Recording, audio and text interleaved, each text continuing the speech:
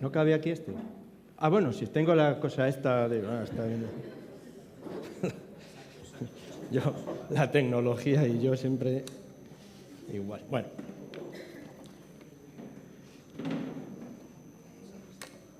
Tengo un puñado de folios, pero no os preocupéis, es que lo hago con letras así gorda para poderlo ver bien, pero no hay tanto. Lo que sí miraré es lo de la hora. Se nota que no estamos en el local de una iglesia evangélica porque falta la cruz aquí y el reloj de cocina al fondo, que es el que siempre te va dando la hora, ¿no? Como os decía Bueno, voy a poner de pie un momento, luego igual me siento. Pues de verdad que sí que estoy no solo agradecido, estoy emocionado, ¿no?, de poder estar aquí con los hermanos de la iglesia de Quart, sobre todo con los que conozco y a pesar que el Alzheimer nos persigue todavía les recuerdo. De hecho, con esto de las fechas, a mí me gusta pensar en algunos detalles. Es que este año se cumplen 40 años, que efectivamente yo salí del puerto, de Puerto Sagunto, ya lo sabéis, ¿vale? No volváis a decir, por favor, lo de Sagunto, que eso me hace mucho daño, pues eso es, en otoño del 83 después de Cristo, eso sí, que salí para estudiar. En ese momento, la congregación del puerto era punto de misión de Quart. El Puerto de Sagunto siempre fue peculiar, porque a diferencia de todos los casos, era un punto de misión, pero el punto de misión elegía madre. O sea, la iglesia madre no creaba el punto de misión. El punto de misión elegía madre. Y a veces, en aquellos años, pues elegía Quart como madre y otras veces elegía Alcabañal. Y en ese momento, pues era de Quart. Y yo recuerdo con mucho cariño, la verdad, que el pastor entonces, Humberto Pérez, pues me invitó un domingo a venir a Quart, pues para orar por mí y encomendarme, ya que yo iba a salir para entonces seminario, hoy Facultad de Teología. Así que ahora, 40 años después, pues volver a estar aquí con la iglesia de Quart, pues tiene, no sé, a mí me resulta muy sugerente y con muchos elementos de gratitud al Señor y a muchos de vosotros, amigos, por tanto tiempo. Decir de todas formas que el apellido Buch está muy vinculado no digo a la iglesia de Quart, pero sí a la calle de Quart, porque aquí todos sois jovencísimos, no lo sabréis, pero por años en la calle de Quart, en la misma acera de la iglesia, había una fábrica de cepillos. Sus propietarios eran Máximo y Erika Buch, que no eran familia directa, supongo, pero de los pocos Buch de la zona. Porque es un apellido, tengo que deciros ya puestos, que es un apellido alemán, de origen alemán, como podéis ver, raza aria pura. Pero no, tiene sentido, porque realmente es un apellido judeo-alemán, de judíos. Y hace un tiempo, indagando en el Museo del Holocausto, me enviaron la relación de todas las personas de las que tenían constancia que habían sido ejecutadas en los campos de exterminio nazis con el apellido Buch, y eran una infinidad de personas, ¿no? La mayoría, además, con nombre y apellidos y tal, la mayoría venían de Polonia y de otros países bálticos. Y al parecer, ya puestos a contar aquí historietas, pues no sé, hace 3 siglos a lo mejor, el puerto de Valencia en el Mediterráneo era muy potente y entonces algunos comerciantes judíos se establecieron en Valencia y al parecer pues de ahí viene el apellido. No sé qué tiene que ver esto, lo tengo que contaros, pero me hacía ilusión decirlo y ya os lo he dicho.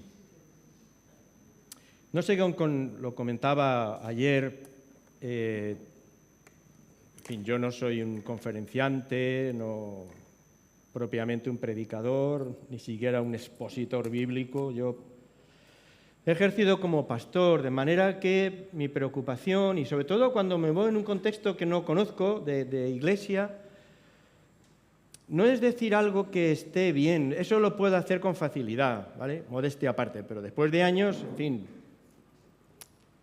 me siento con mucha comodidad porque sé que puedo decir cosas que son verdad y que están bien dichas, ¿no?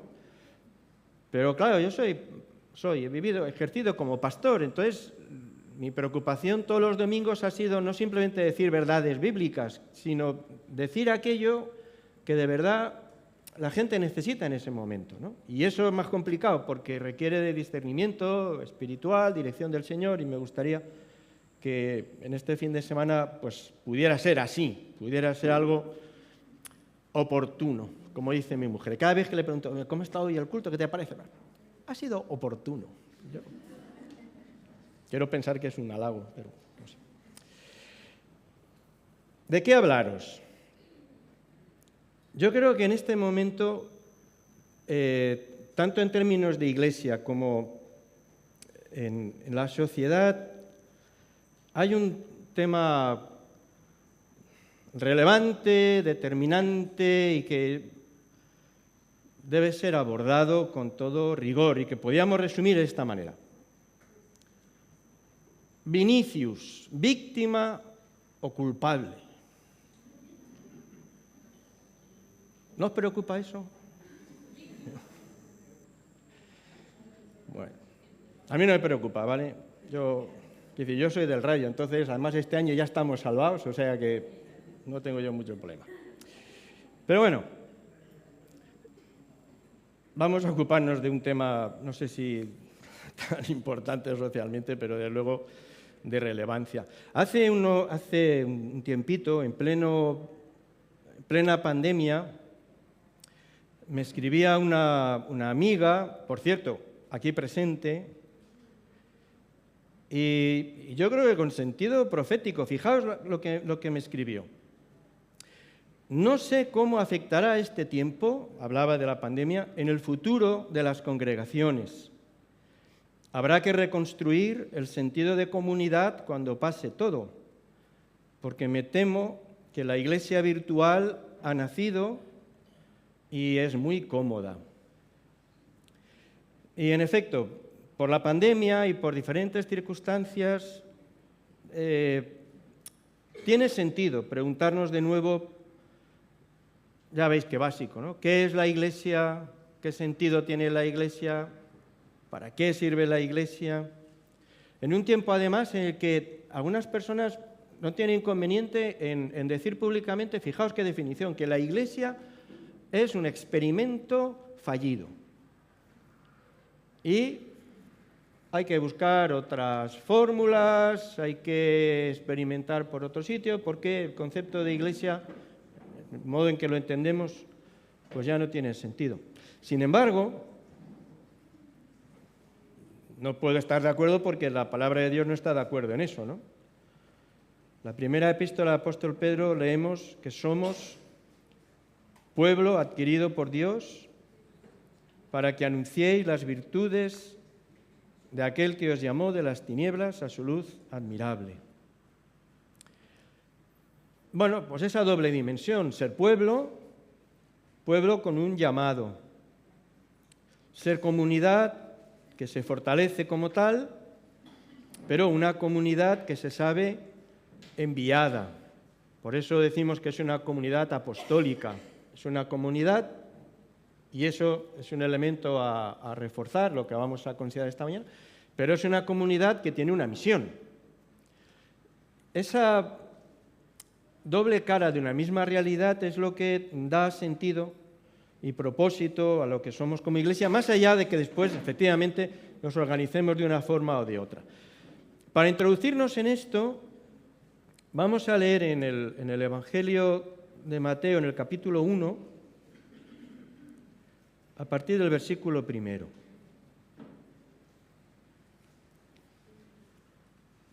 Mateo, capítulo 1, versículo 1.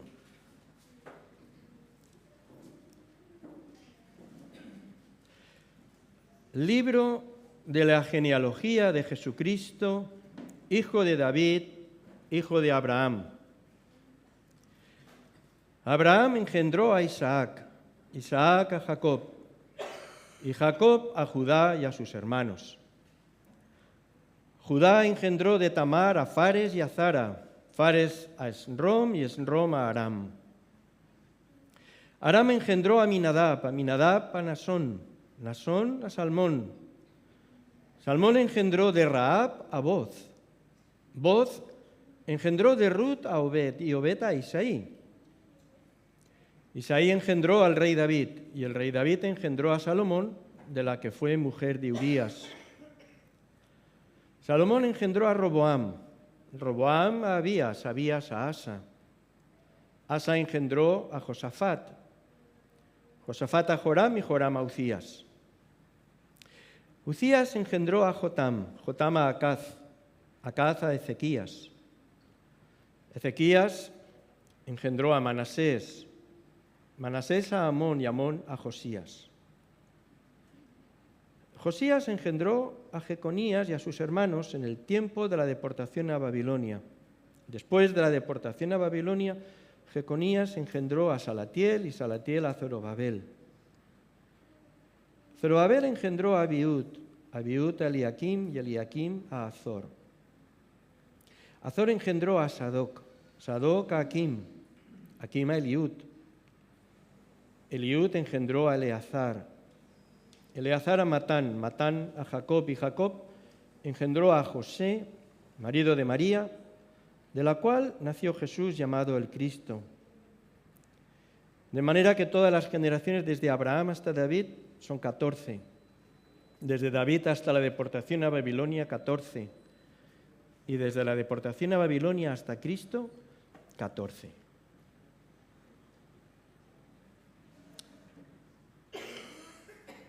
¿Y qué?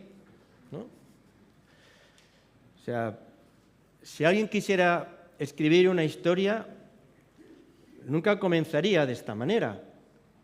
Cualquier escritor que se precie sabe que si quiere captar a un lector, se la juega todo en la primera frase, en el primer párrafo.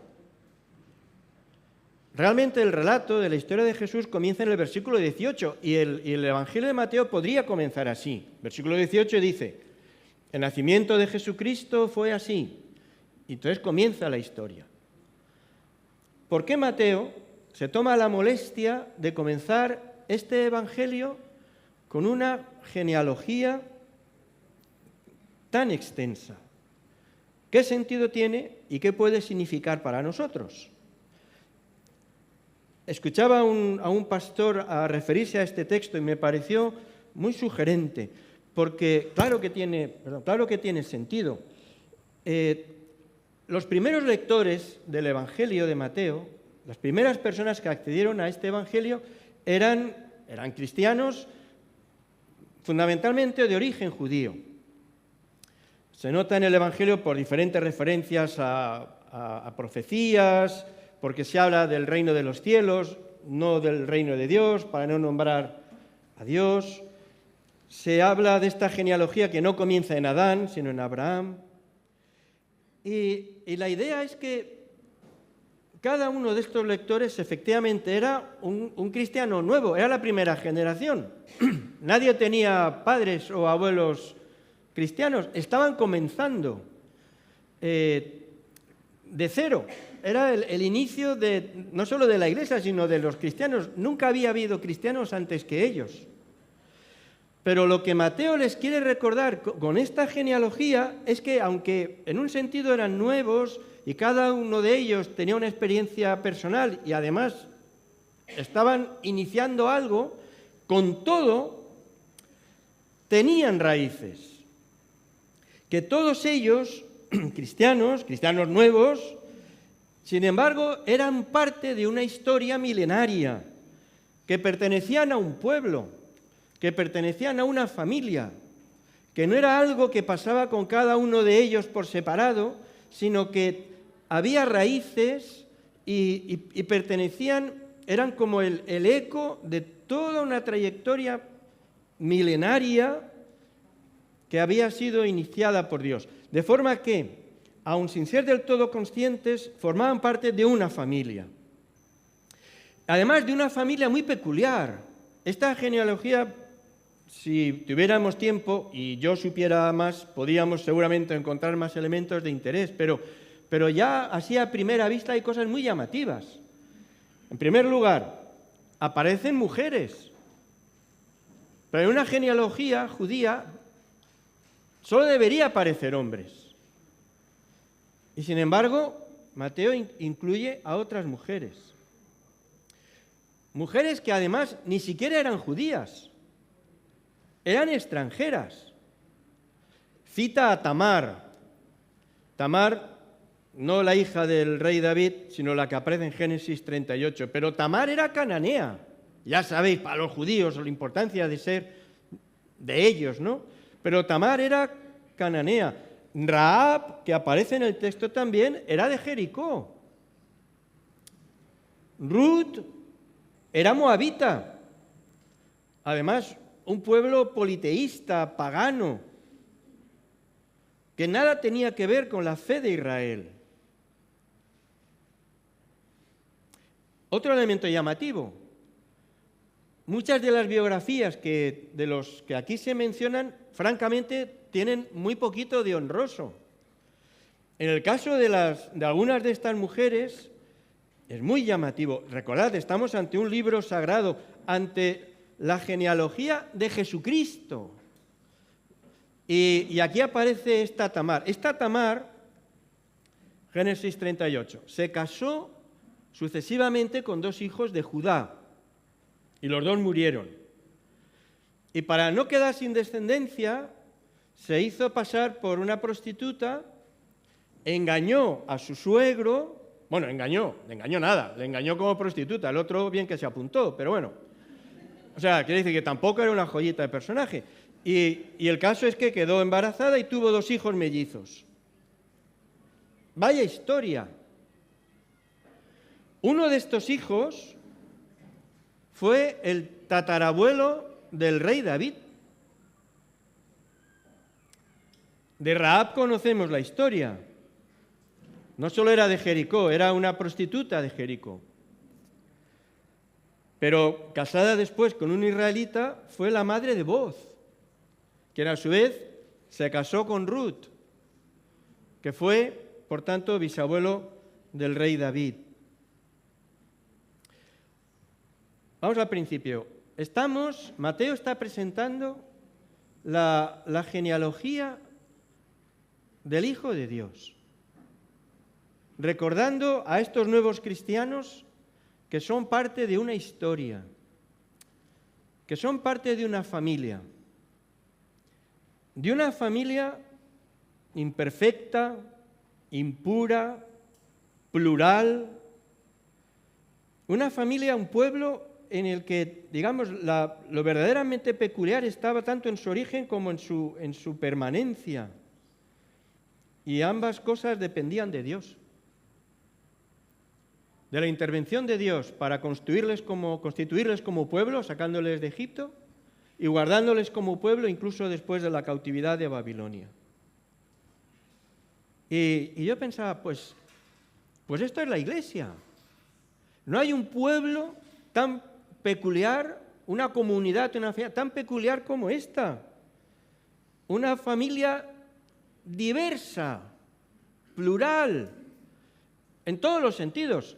Claro, yo no os conozco a la mayoría, pero vamos, seguro que sí. Si pienso en la iglesia a la que sirvo, decir mi iglesia a mí me suena muy posesivo. Pero, y puedo pensar en rostros concretos. Pues una hermana mayor, nunca puede estudiar, así que puede leer la Biblia, pero escribe con mucha dificultad. Ni el WhatsApp le salva con el corrector. Pero junto a ella está un hermano, no solo es profesor de universidad, es que es profesor invitado en la Universidad de Harvard todos los años en verano. Yo digo, ¿pero qué tienen en común esta gente? Hay personas que viven pues en una habitación de una casa compartida con otras personas. Algunos viven en unos chaletazos bien majos, ¿no? Hay gente jovencita, hay gente mayor, hay gente de diferentes países, de diferentes culturas. Los testimonios de vida son también muy plurales. Es decir, si pensáis un poquito, os daréis cuenta que, aunque estamos acostumbrados a la vida de iglesia en muchos casos, pero no existe ningún grupo humano que se parezca a la iglesia de Jesucristo. No a la iglesia universal, no me refiero a eso, sino a la iglesia local, a la parroquia, a cada comunidad. No existe un grupo humano de esta manera porque todos se fundamentan en elementos en común. Por lo que sea, por el nivel económico, por las aficiones, por el nivel cultural, por el origen. Es decir, son afinidades humanas las que establecen los grupos y las comunidades. Pero en la Iglesia es todo lo contrario. Son comunidades tan diversas, tan diferentes en sus miembros, que realmente, tantos como ocurría con Israel, tanto en su origen como en el hecho de poder permanecer, eso se debe a Dios, a la intervención de Dios. Y este es el origen, ¿recordáis? El inicio del Evangelio de Juan, más a todos los que le reciben, a los que creen en su nombre, les dio potestad de ser hechos hijos de Dios, los cuales no son engendrados de sangre ni de voluntad de carne, como cualquier asociación humana, sino de la voluntad de Dios. De ahí la importancia. Vamos de esta genealogía a un texto un poquito más jugoso en lo evidente, porque en lo aparente ya habéis visto que esta genealogía lo puede ser también. Pero si vamos a la epístola a los Efesios, tan centrada en lo que es la Iglesia y su llamado, encontramos pistas acerca de lo que somos. Capítulo 4, versículo 1, os ruego que andéis como es digno de la vocación con que fuisteis llamados, soportándoos con paciencia los unos a los otros, en amor, solícitos en guardar la unidad del Espíritu, en el vínculo de la paz, un cuerpo, un Espíritu, una misma esperanza, un Señor, una fe, un bautismo, un Dios y Padre de todos, que es sobre todos y por todos y en todos. Y así un cuerpo, sigue en el versículo 15, creciendo en todo en aquel que es la cabeza, que es Cristo, de quien todo el cuerpo, bien concertado, unido entre sí por todas las coyunturas que se ayudan mutuamente, según la actividad propia de cada uno, recibe su crecimiento para ir edificándose en amor.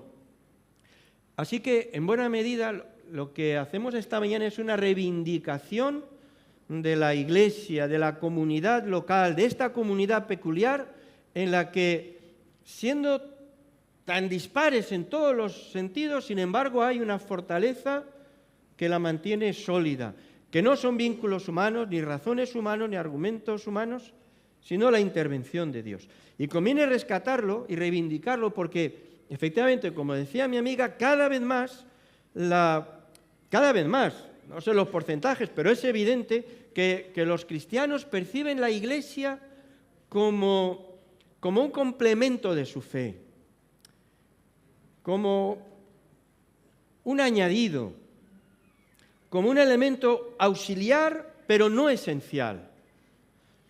Es muy interesante, los cristianos católicos hay que animarles a desarrollar la dimensión personal de la fe, no ampararse meramente en los sacramentos. Pero no hay que recordar la importancia de la Iglesia. Cualquier cristiano católico sabe la centralidad de la Iglesia para el desarrollo de su fe. Los cristianos evangélicos, digamos, hacemos bandera, porque así lo aprendimos de la Reforma del siglo XVI y porque lo dice el Evangelio, la centralidad de la dimensión personal de la fe. Pero a menudo olvidamos que Dios rescata individuos, efectivamente, de uno en uno, pero para con todos ellos formar una comunidad. Y esa dimensión es la que a veces se nos escapa, y por eso no es extraño escuchar en nuestro contexto algo que en un contexto católico sería inimaginable, aquello de: yo no necesito la Iglesia para estar bien con Dios. El domingo por la mañana, pues yo me quedo en mi casa, abro la Biblia, el Señor está conmigo, yo con Él, y me edifica, y yo no necesito más. Entonces, eso no solo es absurdo desde un punto de vista católico, es que es absurdo desde el punto de vista de la fe. Porque, y ahora volvemos a la genealogía, porque tú y yo no somos seres flotando en el vacío, que se han encontrado con Dios y ahora siguen en el vacío de la mano de Dios. Nosotros tenemos raíces, somos parte de un pueblo, tiene una historia, tiene un recorrido, somos parte de una realidad y además estamos llamados, lo sabéis, ¿no?, a nutrirnos mutuamente con los diferentes dones, esa imagen de la familia, la imagen del cuerpo, la imagen del edificio que aparece en el Nuevo Testamento y que no hace sino insistir una y otra vez en la relevancia, no, la esencialidad de la dimensión comunitaria de nuestra fe personal. Tampoco nos ayuda este sentido que también creciente, ¿no?, de autoservicio, ¿no?, como para todo, pues también en la fe. Uno pica de aquí, pica de allá. Uno va a la iglesia, pero ya no es iglesia. Hace poco alguien me decía, una persona, una bellísima persona, que se congrega, pues hará, yo qué sé, 5 años, o por lo menos. Y me dice el otro día, el moniato dice, a mí es que me gusta mucho vuestra iglesia. Coño, ¿cómo que vuestra iglesia?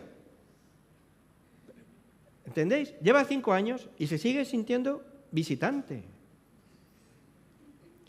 Y eso es cada vez más creciente. Y de hecho, antiguamente, una persona salía de una iglesia, hay 17 razones por las que salir de una iglesia, no pasa, y a continuación se integraba en otra, ¿no?, y se hacía miembro de otra.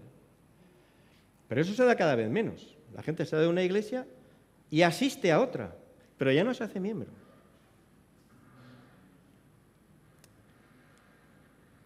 Y picotea. Hace poco, me voy a enrollar, pero bueno, me cortáis y ya está. Me invitaron a predicar en una iglesia en Madrid, una iglesia pentecostal, muy sólida, lleva mucho tiempo y tal, y que por las circunstancias, pues ahora se reúne en un cine. Ya sabéis que eso pasa mucho. Bueno, voy allí, en un multicine. Entonces, voy allí, entonces, llego al vestíbulo del cine y había una cinta de estas, entonces a la derecha había una mesita de la iglesia con los folletitos, la presentación y todo eso, ¿no? Pero en el mismo vestíbulo, a la izquierda de esa cinta, había otra mesita, era otra iglesia, estaban los de Hillsong allí. Entonces, quiere decir, o sea, que habrá razones para eso, ¿no?, las circunstancias o la fin, todo eso. Pero la imagen, no digáis que la imagen no es bien significativa, ¿vale? O sea, ahí tienes la oferta. Entonces, tú vas, puede ser un centro comercial, pero bueno, es un cine, vas a un multicine y entonces puedes decir, pues mira, hoy a esta, pues bueno, mira, hoy a esta. Mira, aquí en Hillsong primero para la alabanza. Cuando llegue la predicación, me voy a la otra. Cuando llegue la ofrenda, me quedo en el vestíbulo. Entonces,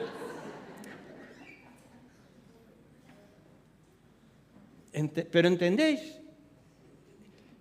Entonces, no se trata de que antiguamente era de una forma, que estamos reivindicando, es que antes. No.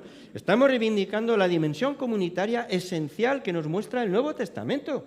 Es que no es una cuestión de opcional, es que es lo que enseña el Evangelio. Y por eso, otra vez, esta genealogía inicial, que parece no decir mucho, claro que dice, les está diciendo a aquellos cristianos que estaban inaugurando una cosa nueva, les está diciendo, sí, muy bien, pero tenéis raíces. Sois parte de una comunidad, tenéis una historia. En nuestro caso, además, pues todos nosotros una historia de 2000 años. Y en el caso concreto de los miembros de CUAR, pues una historia centenaria. Algo significa eso. No reinventamos el Evangelio cada día que una persona se convierte. Tampoco nos ayuda el tono general, ¿no?, de esta sociedad. Un filósofo coreano que está ahora muy de moda y él habla de esto, ¿no?, que es una sociedad digital, dice, donde las relaciones han sido reemplazadas por las conexiones. Una sociedad narcisista, individualista, personas con un ego, dice él, patológicamente hipertrofiado. Todo gira en torno a mí, a mi bienestar, a mi concepción de lo bueno, incluso en lo espiritual, ¿no? Sentirme bien. Hay un libro clásico que además se titulaba así, ¿no? Sentirme bien. De eso se trata. Y entonces también la vida de fe pues tiene este sentido, ¿no? Yo con Dios, Dios conmigo, para sentirme bien. Pero eso son las religiones orientales, donde no hay prójimo. Porque además para sentirme bien, normalmente conviene prescindir del prójimo, que suele ser una molestia o un incordie. Pero eso no es el Evangelio. Yo siempre repito la misma frase, ¿no? Es de una sobrina, una niña encantadora y preciosa y tal. Pero hablando acerca de esto, de los amigos, de los no sé cuántos, de qué, dice, yo lo tengo claro. Lema. A mí, el que no me aporte, pasaporte. ¿Vale? Pues ya está. En vez de libros de filosofía de 4.000 páginas, aquí está resumido el sentido de la sociedad. El otro día íbamos en el tren, en cercanías, ahí en Madrid, y entonces yo con Ofelia, con mi mujer, íbamos, con Ofelia, que es mi mujer, no con Ofelia y mi mujer, ¿vale? Que no son tres. Iba al lado de una chavalilla, llevaba un tatuaje, o sea, es que a mí me parece alucinante. O sea, tatuado, ¿vale? Para que no se le olvide. Entonces iba a ir remangada. Y ponía, lema, también resumen de miles de páginas de reflexión. Lema, tatuado aquí. Aporta o aparta. Yo, tía, he visto la obligación de marcarse ahí como un becerro el lema este. Claro, en este contexto que nos movemos, este sentido de compromiso fraternal o esta fraternidad comprometida con otras personas, con las que además no tenemos nada en común humanamente, eso está fuera de órbita. Y por eso hay que reivindicarlo. Y hay que pelearlo porque forma parte de la voluntad de Dios, tanto para lo que la Iglesia es como para lo que la Iglesia está llamada a ser. Hay un autor católico, un filósofo muy brillante que lo dejó todo, luego se dedicó a la teología más brillante. Hans King le llamaba señor profesor. Pues lo dejó también y pasó 30 años escondido en un pueblecito de Salamanca, un auténtico erudito, trabajando entre la gente más sencillita de aquellos pueblos. Han conseguido rescatar algunas de sus charlas en libros. Y a propósito de esto, acerca de la mesa del Señor, que es una simbología tan preciosa de lo que es la comunidad, él dice que lo que surge alrededor de la mesa no es un mosaico de personas, es un cuerpo de distintos miembros. No es una paleta de colores, es un cuadro, donde esto se me acaba de ocurrir, donde todos los colores de alguna forma pierden parte de su identidad y componen algo. Pero eso es lo que dice el Evangelio, eso es a lo que estamos llamados, ¿no? Y eso es lo que convierte así, cuando se ejerce como tal la Iglesia en una comunidad terapéutica. En base, recordáis, lo dice la Biblia, a esa descripción según la cual si un miembro padece, todos los miembros se duelen con él. Esto es exótico. Si uno de vosotros se duele, el cuerpo, porque no es un mosaico no, como es una comunidad, si uno sufre, la comunidad se duele.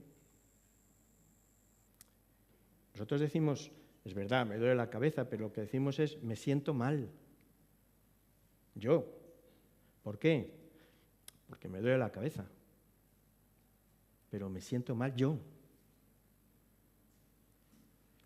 Esa va a ser la pelea permanente, pero en este tiempo tan rabiosamente, individualista, hay que pelearlo más, ese sentido de dependencia. Esa otra expresión de la Epístola a los Efesios también, de que somos miembros los unos de los otros, que la solemos recordar cuando hacemos lo de la Santa Cena, pero pensadlo otra vez, que somos miembros los unos de los otros. Que no somos el Mr. Patato, que sea que 4 piezas juntas que pueden ir por su cuenta, no, es que somos una realidad. Voy a contaros esto, en fin, lo descontaremos del tiempo, pero con los años he ido descubriendo el valor grandísimo de los gestos y de los símbolos, en todos los sentidos. Yo, de hecho, antes no solíamos hacer así llamamientos, la gente pasa adelante, pero me he dado cuenta que la expresión física de las decisiones personales tienen valor para la propia persona, ¿no? La mesa del Señor a mí me parece tan sugerente en su propia, en la visualización. Además, seguramente muchos no habéis caído en eso, pero muchos no, todos vosotros cantáis alabanzas cuando estáis en casa a solas y leéis la Biblia a solas. Pero no celebráis la mesa del Señor cuando estáis solos. Pero sois conscientes y sabéis por qué no lo hacéis, ¿o no? Y, ay, pues no se me había ocurrido. Es verdad, es que no se nos ha ocurrido. Porque es un gesto que habla de la comunidad. Yo cuando me acuerdo, el domingo por la mañana paso por el Lidl y cojo un pedazo de pan así gordaco, porque ahora con la cosa esta de la higiene no se puede hacer, pero esa imagen de un pan que se hace en pedacitos expresa lo que queremos transmitir y recordarnos. Nosotros ya encontramos la bandejita con todos los pedacines. Y bueno, todos son bobadas, son... Bueno, sí, pero si vamos a teatralizar algo, vamos a hacerlo bien. Puerto Sagunto, vamos, hace muchísimo tiempo, era un grupito pequeño, éramos 25 o 30 personas, y entonces la mesa del Señor se hacía de una forma, claro, el espacio lo permitía, ¿no? Pero me parece tan gráfica. Y si vamos a representar algo, vamos a hacerlo bien. Y entonces, cuando llega el momento de la mesa del Señor, la gente salía y se ponía de pie alrededor de la mesa donde estaban los símbolos del pan y del vino. Esa visualización es poderosísima. ¿Entendéis? Porque transmite un montón de... Bueno, esto lo ha trabajado Eduardo de Las. Estamos manejando uno de sus libros en los grupos de hogar en la iglesia, y él habla, ¿no?, la teología de la paella, ¿no?, de la eclesiología de la paella. Esa idea ahí juntos y tal. Bueno, pues eso es. Entonces, porque es muy potente. Es decir, estamos todos alrededor de la mesa. ¿La mesa de quién? La mesa del Señor. La mesa del Padre que nos invita. No es la mesa del pastor, no es la de los diáconos, no es la de los más antiguos, no es la de los que no, perdón. Aquí todos invitados, sin ningún privilegio y sin ningún derecho, porque la mesa es del Padre y Él es el que nos trae y nos acerca. Y luego, alrededor todos, como una familia, compartiendo la mesa. Y además...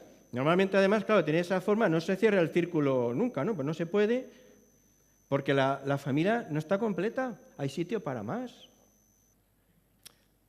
Nosotros somos muy iconoclastas, ¿no? Esto de los gestos, ¿no? Porque tal. Esto es católico. Una neura que llevamos encima, yo no sé cuándo se nos va a quitar. Hace años, estaba en la iglesia en General Laci, la calle, me refiero. Y a alguien se le ocurrió lo de la corona de Adviento, eso que se hace en Navidad en algunos sitios. No sé yo si estáis vosotros en eso, pero bueno, cada domingo antes de Adviento se enciende una velita, las 4 velas, todo el rollo ese, ¿no? Y alguien dijo, pues podíamos hacerlo. Y yo, bueno, pues se hace, a mí me da igual, se hace. El primer domingo que había ahí delante de la iglesia una vela encendida, alguien dijo, ¿esto es católico? No sé, una vela, no creo que... Pero, bueno, esta es otra. Ya, claro, uno tiene historietas. Como es una iglesia grande, pues a veces gente que se casaba de iglesias pequeñas, pues pedían hacerlo en la nuestra, y bueno, yo no. Y una vez vienen de una iglesia, y entonces yo saco pues los taburetes para los novios, los cojines, la alfombra, no sé qué. Y me dice el pastor, mira los cojines, esto es verdad, Mira los cojines y me dice, ¿esto para qué es? Y bueno, esto se usa habitualmente cuando los novios se arrodillan para orar y dice, ¿arrodillarse es católico?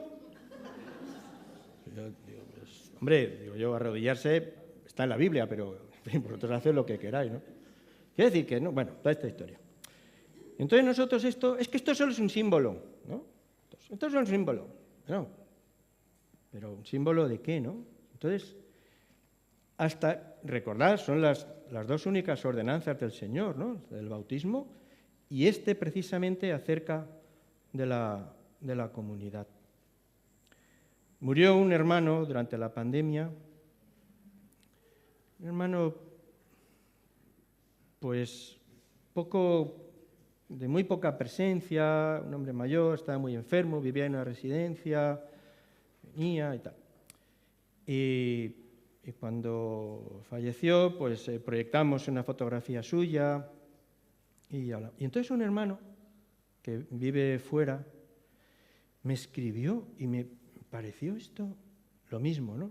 Otro gesto. Y me mandó un mensajito y decía, muchas gracias por proyectar su foto. Me conmueve pensar que las iglesias tenemos memoria de quien casi nadie tiene foto. Somos testigos de la vida de muchos que están en el olvido. Y yo dije, pues no había pensado en eso, pero es verdad. ¿Quién, si no su comunidad de fe, habría reparado en la muerte de este hombre? Una idea más. El tipo de comunidad que somos. También en la epístola a los Efesios, en el capítulo 2, recordáis esta mención que hace el apóstol, ¿no? Dice, hablando de judíos y gentiles, Él es nuestra paz, Jesús, que de ambos pueblos hizo uno, derribando la pared intermedia de separación, aboliendo en su carne las enemistades y creando en sí mismo de los dos un solo y nuevo hombre, haciendo la paz y mediante la cruz reconciliar con Dios a ambos en un solo cuerpo, matando en ella las enemistades. Para los judíos eso era tan potente, ¿no? Dicen que en el templo, de hecho, había un muro ahí de división. Si un gentil entraba, lo podían apedrear hasta la muerte, ¿no? Pero donde Cristo reina, todo muro de separación entre los hombres es derribado. Donde Jesús de Nazaret está presente, todas las diferencias, que las hay, pero todas las diferencias que en un contexto natural se convierten en motivo de tensión, en conflicto, en la comunidad de Jesús son elementos de enriquecimiento. Y todas las barreras que podrían provocar estas diferencias desaparecen por la acción del Espíritu de Dios. Por un solo Espíritu fuimos todos bautizados en un cuerpo, sean judíos o griegos, sean esclavos o libres, a todos se nos da a beber de un mismo Espíritu. Y ya no hay judío ni griego, no hay esclavo ni libre, no hay varón ni mujer, porque todos vosotros sois uno en Cristo. Por eso esa tentación que Samuel Escobar, René Padilla ya advirtieron y rechazaban, esa tentación de los grupos homogéneos, ¿no? Eso es una perversión del Evangelio. Los grupos homogéneos decían, pues, venga, iglesias de artistas, o iglesias de matrimonios jóvenes, o iglesias de intelectuales, iglesias de ricos. Un misionero se fue a La Moraleja y en Madrid hacia una iglesia porque es que los ricos, ellos se sienten cómodos entre la misma gente. Yo respeto a las personas, no hay problema. Pero eso es una perversión, es la negación de lo que es la iglesia. Porque si la iglesia se construye en base a identidades humanas, a afinidades humanas, eso lo hace todo el mundo. Los amigos del caracol sin cáscara también se congregan y se reúnen y tienen sus fiestas. Yo a veces cuando voy con mis hijos a ver al Rayo, que es verdad, que yo creo que es el único pastor abonado al Rayo Vallecano, pero bueno, no a los bucaneros, pero bueno, yo os digo esto, y luego dicen que no hay religión. El amor hermoso, pues primero van todos vestidos igual, con la camiseta, bueno, aquí supongo pasa igual lo mismo, ¿no? Pero bueno, yo sería más del Levante que del Valencia, pero lo mismo.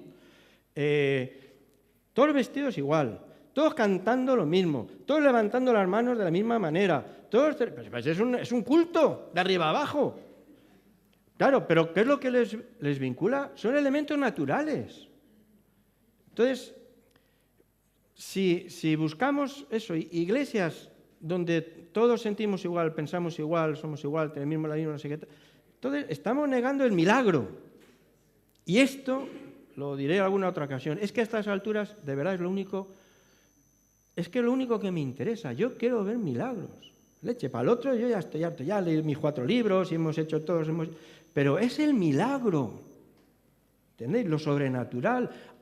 O sea, ver, vivir y participar de realidades que solo Dios puede hacer. Y solo Dios, por su Espíritu, puede levantar una iglesia de esta manera, de diferentes, que además, siendo así, da testimonio al mundo, porque si no, ¿de qué testifica al mundo? El otro, decía un hermano, bueno, Fernando Vandrés, hace años, ¿no?, que coincidimos en LACI, ¿no?, que estuvo con vosotros, él decía, es que son asociaciones de amigos del Evangelio, pero no iglesia. Y es interesante también porque la Biblia, que comienza con esa imagen de enfrentamiento y división en Babel, termina con una visión radicalmente distinta en Apocalipsis, donde, ¿recordáis?, de todo pueblo, de toda lengua, de toda nación, adoran al Cordero. Esa es la imagen ahí, ¿no? Y el énfasis no está en el hecho de que sean de diferentes pueblos, naciones y lenguas, sino en que siéndolo, son uno. Eso, otra vez, intentar... A ver, esto es muy de San Ignacio de Loyola, pero es verdad, en eso es verdad. A ver, utilizar no solo las neuronas, aunque os hagan todavía conexión, sino utilizar la imaginación, intentar imaginar ese cuadro, porque la imaginación también es un don de Dios. Intentar ese cuadro de Apocalipsis, ¿no?, de miles y miles, multitudes, de toda lengua, de toda nación, de todo estilo, de todo color, de todo no sé qué, todos juntos celebrando la misma realidad. Es la culminación de un milagro, la restauración de todo lo que en Babel se vino abajo. Y de lo que cada iglesia local es anticipo y es testimonio. Es cuando somos iglesia, en esta manera, a la del Nuevo Testamento, que somos testimonio al mundo del reino de Dios, sino de qué. Entonces, cuando la gente entra y ve tal diversidad, entonces, esto lo tiene que sostener algo que no es ni las habilidades del pastor como dinamizador de grupos, no, tiene que ver algo más. Claro, el Espíritu de Dios que une en Cristo.